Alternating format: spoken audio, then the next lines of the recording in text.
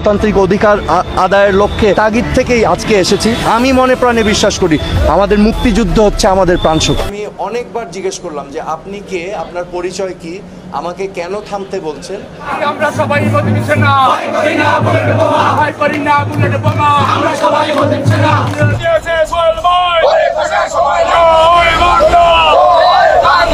সাবেক স্বরাষ্ট্র প্রতিমন্ত্রী সোহেল তাজ সম্প্রতি একটি লাইভ বার্তায় আওয়ামী লীগের নতুন কর্মসূচির বর্তমান দেশের পরিস্থিতি নিয়ে মন্তব্য করেছেন।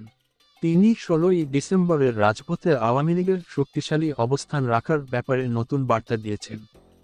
আওয়ামী লীগের নেতাকর্মীরা রাজপথে সক্রিয় হওয়া এবং তাদের রাজনৈতিক ভিত্তি মজবুত করার জন্য আগামী 16ই ডিসেম্বর বিজয় দিবসকে কেন্দ্র করে আওয়ামী লীগের নিজেদের ঐতিহাসিক ভূমিকা পূর্ণ ব্যক্ত করতে রাজপথে সক্রিয় থাকতে চান তারা।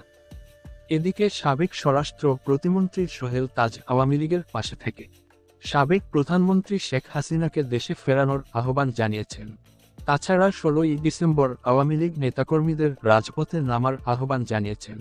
এছাড়াও তিনি আরও জানিয়েছেন, আওয়ামী লীগ একটি পুরনো দল, এই আওয়ামী লীগ দলের জন্য আমার বাবা জীবন দিয়েছে। সাবেক প্রধানমন্ত্রী শেখ হাসিনা বর্তমান দেশের বাইরে আছেন। দলের দুঃসময়ে দলের ভারপ্রাপ্ত দায়িত্ব নেওয়া আমার কর্তব্য হয়ে পড়েছে, তাই আমি সব সময় আওয়ামী লীগ দলের পাশে আছি, পাশে থাকব।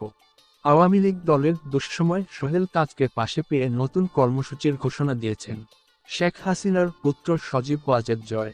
এছাড়াও আওয়ামী লীগের সংকটময় সময়ে সোহেল তাজের দলের কর্মীদের মধ্যে উদ্দীপনার সৃষ্টি করেছে বলে উল্লেখ করা হয়েছে।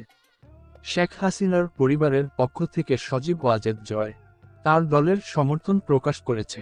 তিনি বলেন, বঙ্গবন্ধুর পরিবার কোথাও যায়নি, আমরা আপনাদের সাথে আছি।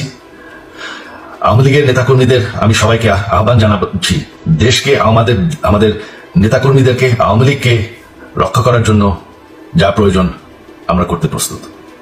যা আপনারা সাহস নিয়ে দাঁড়ান, আপনারা একা না, আমরা আছি। তো বন্ধুরা, আপনার কি মনে হয় সাবেক প্রধানমন্ত্রী শেখ হাসিনা কি আবারও দেশে ফিরে আসতে পারবে? জানিয়ে দিন আপনার মূল্যবান মন্তব্য।